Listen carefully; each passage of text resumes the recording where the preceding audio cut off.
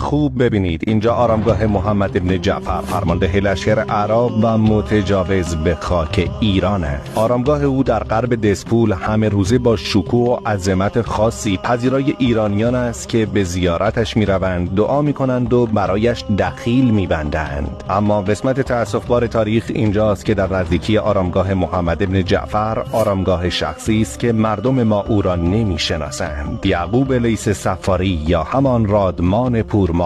رادمان با لشکری جنگید که فرمانده آن لشکر متجاوز همان محمد ابن جعفر بود و این فرمانده هم در این جنگ کشته شد. اکنون قبر این دو نفر چنان تفاوتی با هم دارد که هر کس که تاریخ نداند و نخوانده باشد گمان می‌کند که یعقوب لیث متجاوز به این کشور بود و محمد ابن جعفر مدافع ایران. ملتی که تاریخ نداند محکوم به تکرار آن است. پس اگر ایرانی هستید این پست رو تا میتونید به اشتراک بگذارید. و زیر این پست بنویسید من ایرانی هستم، عرب نمیپرستم. برای دیدن حقایق تاریخی با تاربرگ هیستوری پرشیا همراه باش.